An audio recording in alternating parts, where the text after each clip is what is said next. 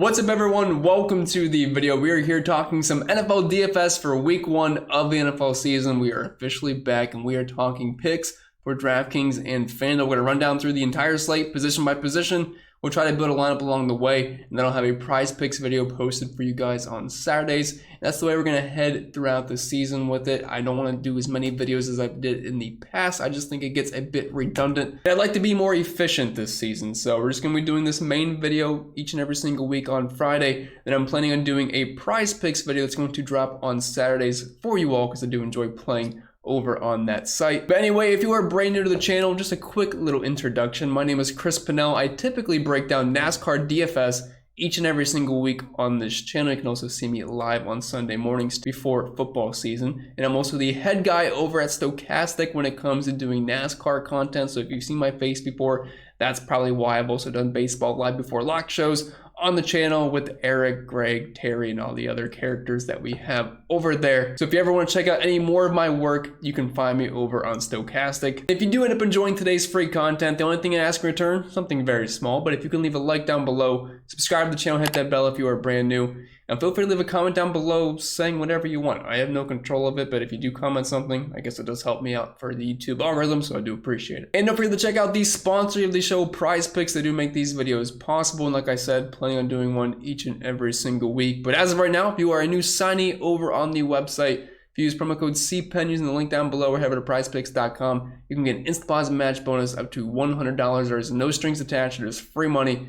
Use it to your advantage, and they're also giving out more free money with their Tom Brady bonus this weekend, where you only have to bet the over at 0.5 passing yards, which obviously Tom Brady is going to get that, assuming he doesn't break his leg on the first play. God forbid that happens. But go in, take advantage of it, and again, if you are a new user, sign up using promo code CPEN, and it helps us both out. But with that being said, that's all the plugs I got for you, so let's head right into the main slate. And as always, we will start with the quarterback position, and also if you do want access to the sheet that I am previewing for you guys over on YouTube, it's got the entire player pool, not just a few guys I'm talking about each position. All the statistics you'll ever need, color coded nice and neat, so it's quite easy to follow. We got a cheat sheet, projections, an optimizer, ownership projections, Discord community, all that fun stuff. If you want to check it out, we had a great showdown slate. Link can be found down below for that. But anyway, let's kick it off here. We'll start with Patrick Mahomes, the most expensive quarterback we're going to talk about. $7,700 on DraftKings. He gets a good spot here versus Arizona. And again, that looks like it's going to be a bit of a shootout. We have a 53.5 point over-under. That's the current highest on the slate.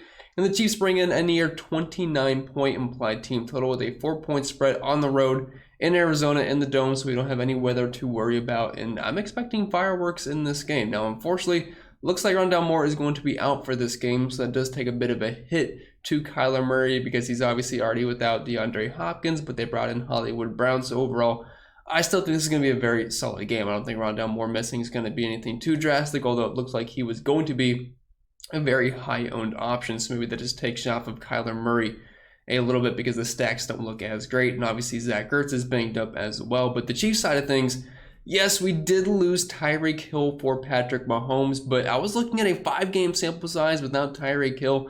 Patrick Mahomes has been just fine. He has like 8 touchdowns, 1 interception, nearly 1,800 yards in 5 games, including a 400-plus passing yard game. So he's been just fine without Hill. Yes, it sucks that he's going to be out. He's very explosive, and he can do a lot of things, and he can make life a lot easier for Patrick Mahomes, but they brought in MVS. He can stretch the field, albeit not like Tyreek Hill, but he'll still be able to stretch the field.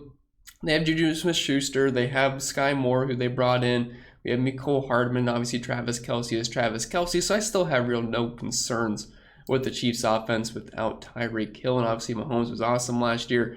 I had no concerns with them. I think this game's going to be a bit of a shootout. They're going to score a lot of points. And this game is also in the 4 p.m. time slot. So if you are doing well after the 1 p.m. games end, just be careful because there's some pretty high-scoring games that are going to start late, like this Chargers and Raiders game that's going to feature Justin Herbert, a quarterback that I have a lot of interest in this weekend, especially in tournaments. I really wouldn't go with Mahomes in cash games either, but I do feel like Justin Herbert is a nice pivot off of Mahomes, so I am expecting to come in a little bit higher owned, but he just about has the same exact upside, if not better, in this spot. And he did average more passing yards per game than Mahomes, nearly at 300 last season, some more touchdowns, and threw the ball a little bit more, and they played at a very fast pace, but only a 3.5 point spread here, 28 point implied team total, and over under of 52. And the addition of Davante Adams to the Raiders is going to be big for them this year, and I think that's going to make it even more of an exciting game to target here, but you got Keenan Allen, Mike Williams, Austin Eckler in the backfield for Herbert. And he also has some rushing upside mixed in there as well, kind of similar to Patrick Mahomes, where you're not really expecting rushing upside, but they can get the job done on the ground when need be. So liking Herbert a lot. Two very similar plays up top, but I do think Herbert will come in just a little bit lower owned. Lamar Jackson, $7,300. I guess today is the day they need to get a deal done, so just assuming he plays on Sunday, I would be very shocked if not. You got to like him here versus the Jets. Last season, they were dead last DVA versus the pass. Now, they did make a big draft acquisition where they got Sauce Gardner from Cincinnati, but even then, they were still dead last DVA versus the pass last year and allowed the 6th most fantasy points per game to the quarterback position. They were also awful versus the run, which is what we kind of want Lamar Jackson for. I don't really care what he does through the air. That is just really the icing on the cake. But what he does on the ground is always going to get you there for fantasy purposes. Nearly 65 rushing yards per game last season, which is basically a built-in 1 to 2 passing touchdown floor just on the ground. Nearly 79 runs per game. They didn't really get the rushing touchdowns last year, but if those can tick up, that's going to be huge for Lamar Jackson. Averaged about 240 passing yards per game. But you got to like the spot here versus the Jets. Obviously, no more Marquise Brown, which kind of sucks, but you have Rashad Bateman, who I'm expecting to go a level up this year. And you have Mark Andrews, who's an absolute beast last season. So like Lamar Jackson quite a bit. I don't expect this game to be as competitive as the first two we talked about. So maybe that's kind of the drawback there. But Lamar Jackson's rushing ability is always going to make him an elite option, and he's a little bit cheaper. But you could also get a cheaper version of Lamar Jackson here with Jalen Hurts at $6,800, who I'm expecting to be the highest owned quarterback on the slate. And if you are playing cash games, I would highly recommend getting in Jalen Hurts versus Detroit. Last season, their defense was absolutely atrocious. Yes, they had the first pick of the draft. They used it on a defensive end. Is that going to help them out? Sure, but I still don't expect that defense to be too much better this season. Last season, they were 27th DVA versus the pass, 22nd versus fantasy quarterbacks, and they weren't that great versus the run either. And Jalen Hurts, kind of similar to Lamar Jackson, that's why we want to play Jalen Hurts, but he also got a new shiny toy of A.J. Brown this season, which is going to be absolutely huge. The offensive line looks good. I know the passing statistics for Jalen Hurts are never going to be too impressive, but the rushing floor is always going to make him extremely safe. And this game kind of has some sneaky upside to it, in my opinion, as far as being a high score. 48.5 point over-under, which, you know, you don't really expect the Eagles and Lions to be too much of a high-scoring game more often than not, but it looks like it could kind of sneak in there. If we can get 50-plus points scored in this game, that's definitely going to be valuable because not a lot of these guys are super expensive. And over a 26-point implied team total here for the Eagles and only a 4-point spread. So if this game stays close and Jalen Hurts uses his legs, you'll be extremely satisfied below $7,000. Joe Burrow's fine in tournaments. Probably won't get there in cash games. Just feel a lot safer with the rushing upside that Jalen Hurts has, but I think all season long, we're going to have some interest in Joe Burrow just about every single week, no matter the matchup. I'm not expecting fireworks in this game, only a 44.5 point over-under. But when you have skilled players like Jamar Chase, T. Higgins, Tyler Boyd, and Joe Mixon, and whoever else they want to throw out there, you got to have interest in that offense, especially at $6,400. I mean, Joe Burrow averaged nearly 300 passing yards per game. If he can just get the touchdowns, he'll definitely be viable. And it's very easy to stack him up. And you can always run it back with guys like Deontay Johnson, Najee Harris, or George Pickens if you want to make it a game stack.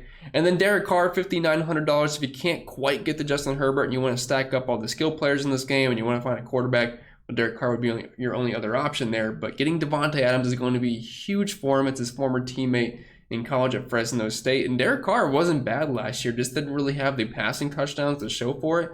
But we're talking not too far off of 300 passing yards per game and nearly 35 passing attempts per game, and completed nearly 78% of his passes. And now you throw in the addition of Devontae Adams, one of the best wide receivers in the NFL. That is definitely going to be big for him this season. He's below $6,000, so if you need a cheapie in tournaments, Carr is the one I am looking to as of right now. And moving on to the running back position, week one can always be a little bit tough to gauge exactly how certain backfields are going to go and who's going to get the most work.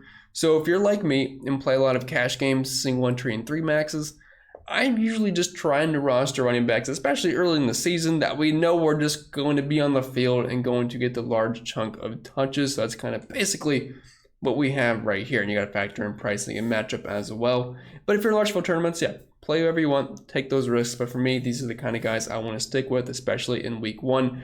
So we're starting at the top with Jonathan Taylor, $9,100 on DraftKings, and he's just about in as good of a spot as you could ask for. Facing off versus Houston, really the only box that doesn't check for me is being a large home favorite. He's just a large favorite. But 27.25 implied team total here for the Indianapolis Colts, now led by Matt Ryan. So I do think the offense will be even more improved now rather than having Carson Wentz under center. But they're 8.5-point favorites here. And Taylor was absolutely awesome last season.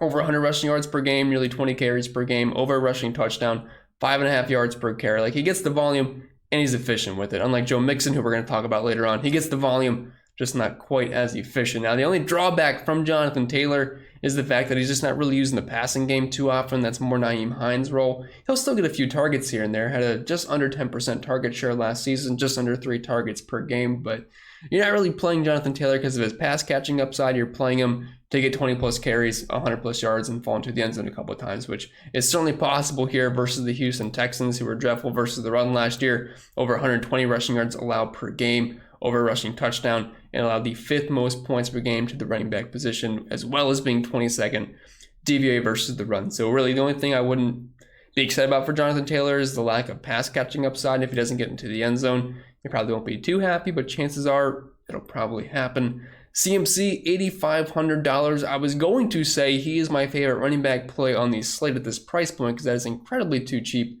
for CMC at full health, but it sounds like he is not at full health now. He just popped up on the injury report with a shin issue. I'm going to assume it's very minor, and as long as he is fully good to go, we're going to get 20, 30 touch Christian McCaffrey below 9K. This will probably be the cheapest we see him all year, and this is also going to be the healthiest we see him all year. So I'm going to be fully on board here. You're basically getting a running back 1 with wide receiver 2-ish numbers built in, so you're almost getting 2 players in one. And back in the day, we were playing 10K McCaffrey just about every single week. No questions about it. He just crushed because of the volume that he gets. You know, with this being week 1, I mean, we know what CMC is. There's no question marks about him. The only question mark about him always is going to be the health. And assuming the shin isn't a big deal, I mean, last year in limited time, 14 carries per game and nearly 6 targets. I would expect him to get 15, 20 carries in this game. We're probably going to see 5 to 10 targets from him here. I don't think Baker Mayfield's going to have any issue getting him the ball. He got Kareem Hunt the ball out of the backfield with Cleveland the past couple of seasons. And looking back at last year, nearly a 20% target share. Obviously didn't get really that many rushing touchdowns, but I would say Baker is going to have this offense in a better spot than guys like Sam Darnold did last season. So assuming he's at full health, I like CMC a lot. The matchup versus Cleveland is rough. Should be a pretty low scoring game, 41.5 point over under, but only 2.5 point spread. I just like him a lot because the volume and this price point's great for CMC. Now, the nice pivot option here is Austin Eckler, $8,200. I'm not expecting him to be as high owned, but he's in a very similar price point. And the game should be much high scoring. I feel like there's better chances for Austin Eckler to get a touchdown than I would CMC. I assume the Chargers are going to be in scoring position more often than the Panthers would. But a 52-point over-under, we already talked about this game. High implied team total, very close spread. And this is actually a great spot for Eckler because if you look at the Raiders' defense last year, they were 9th DVA versus the run, but they still allowed the 3rd most points per game in the running back position. But where they really struggled was through the air versus running backs, which is exactly what we want from Austin Eckler. They allowed nearly 6 catches per game, nearly 40 receiving yards, and nearly half a receiving touchdown per game to running backs, which is right up Austin Eckler's wheelhouse, so I love him in tournaments. Joe Mixon, $7,100. He is the inefficient version of Jonathan Taylor, who I kind of already talked about. The Steelers were not good versus the run last year, though. 5th worst DVOA-wise, and were 25th versus running backs and allowed nearly 120 rushing yards per game. And we also have Mixon here coming in as a near touchdown favorite at home. So if he just falls into the end zone, he'll probably be pretty happy with the output. I would expect 65 plus yards. Maybe he gets a catch or 2, but it really comes down to the touchdown or not. Because if he doesn't score, probably won't be too excited about it, but he is about $2,000 cheaper than Jonathan Taylor. DeAndre Swift, $6,800, another guy I like a lot in cash games here, and he also makes sense correlation-wise.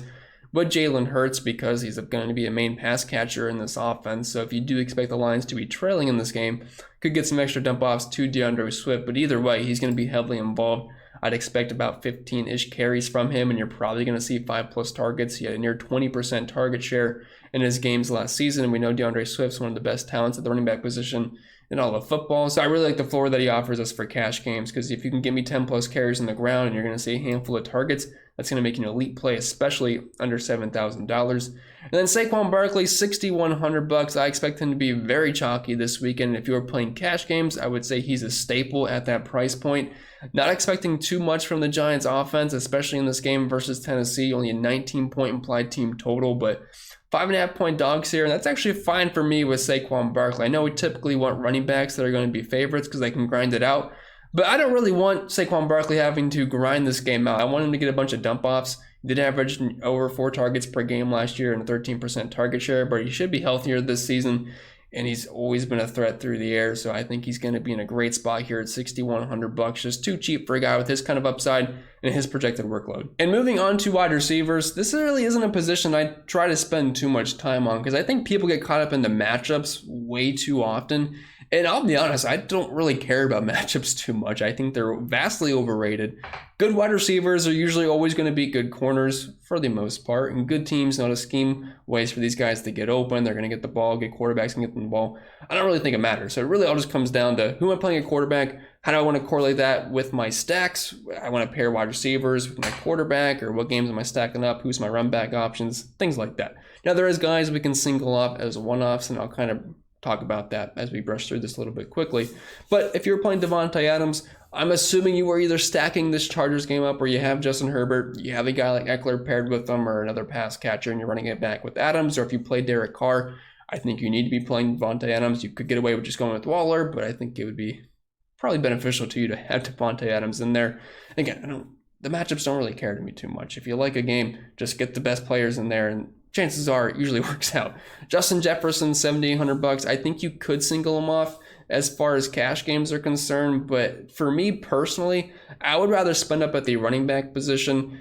And by spend up, I mean getting a couple of those 6K guys like we talked about with Saquon Barkley and maybe, for example, a DeAndre Swift, and then getting to one of the big dogs with the Jonathan Taylor or CMC. I'd rather get the guaranteed touches from the running back position because there's not as many good running backs as there are wide receivers. So if it came down to either having to play a CMC or Justin Jefferson in cash games, I would always go with CMC because I can find a cheaper wide receiver like a Michael Pittman, for example, at $5,500 that I feel like is a little bit better of a cash game build compared to just jamming in Justin Jefferson. But speaking on him quickly, I could show you the numbers, but I think we all know Justin Jefferson's pretty good at that football thing.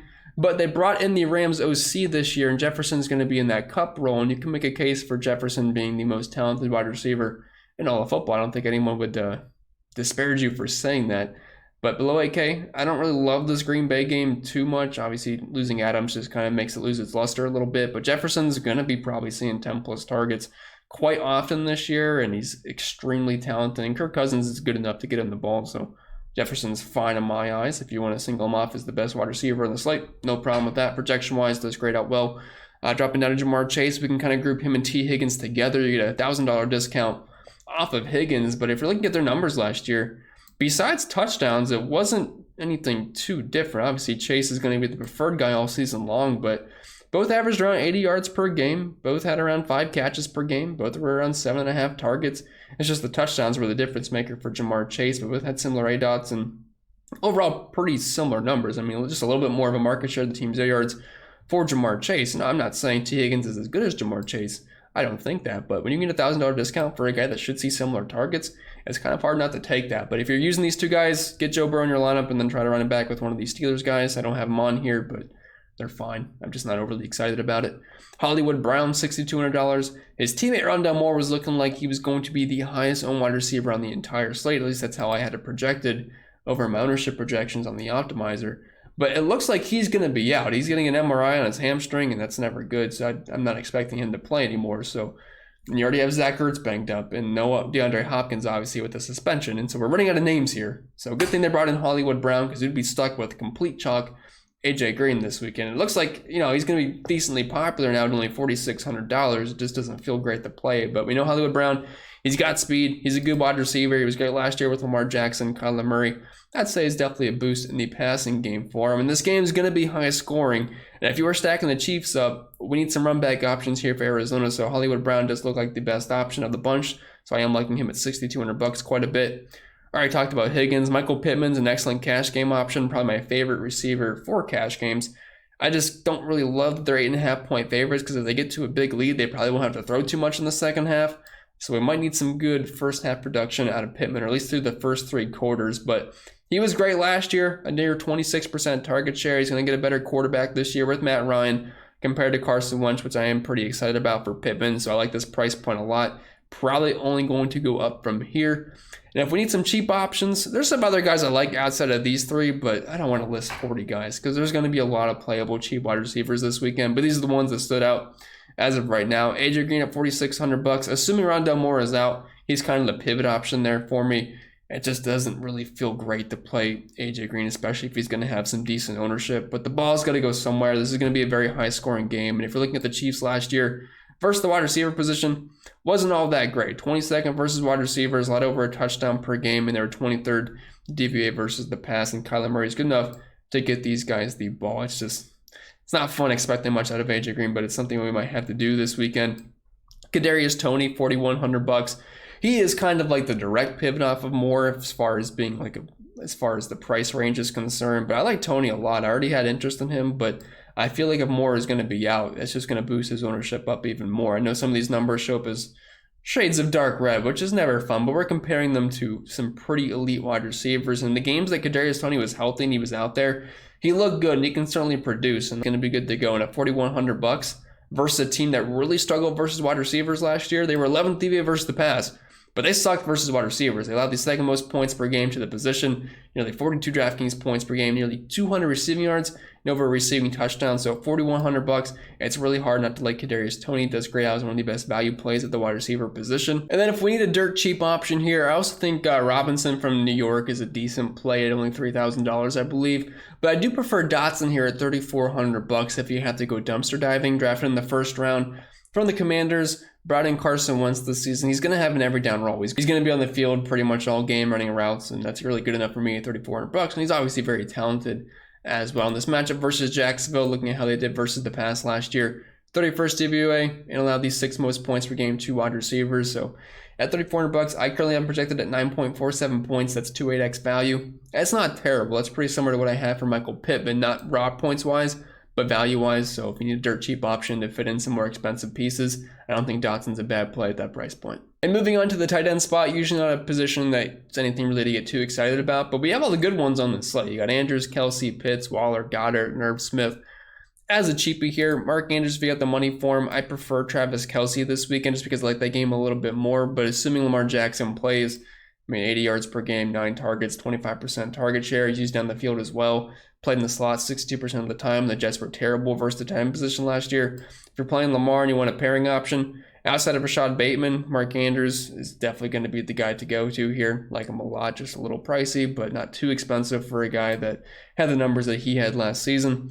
Travis Kelsey, $6,600. If I had to pick between the two, I would prefer Kelsey, especially in a cash game setting. Just like the Chiefs offense, a little bit more this weekend, and this game should definitely be fireworks, highest implied team total on the slate. And no more Tyreek Hill, so I'm imagining these Kelsey numbers are going to get bumped up a little bit. Still over 8 targets last season per game, over half a receiving touchdown, 23% target share. The A-dot was pretty low, but with no Tyreek Hill, again, I'm expecting Travis Kelsey to definitely be the focal point of this offense. I don't think there's any question marks about that, so liking him a lot here in this game at only $6,600. Kyle Pitts, obviously a freak talent at the tight end position, also going to be lined up out wide as well. 34% of the time last year, he was lined up out wide, 44% of the slot, and only 22% of the time he was inside. Had a 31% market share of the team's air yards.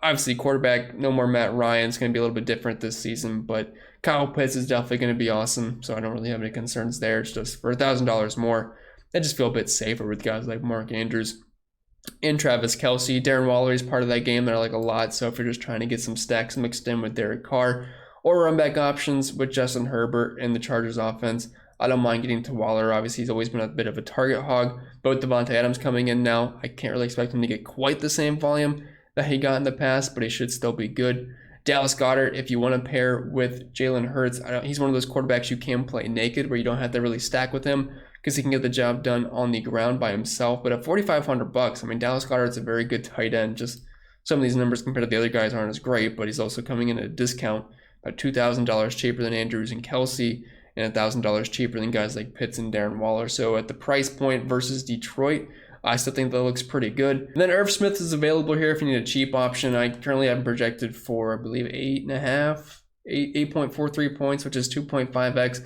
It's nothing too amazing. I kind of prefer getting to some of these better tight ends on this slate. We didn't see anything from Smith last year because he didn't play, obviously. We didn't really see much of him at all in the preseason, but he's going to be the guy that's getting the large chunk of the snaps and the targets and pretty much everything here as far as the tight end position goes in Minnesota. And 48-point over-under game, not terrible, 1.5-point spread. If he can just fall into the end zone, you'll be pretty happy. But if he can just get you a handful of targets, a few catches, and 20, 30-plus yards, it's not bad at his price point. And as far as defenses are concerned, I don't really care who you play. Just hope that you get lucky at the defense position.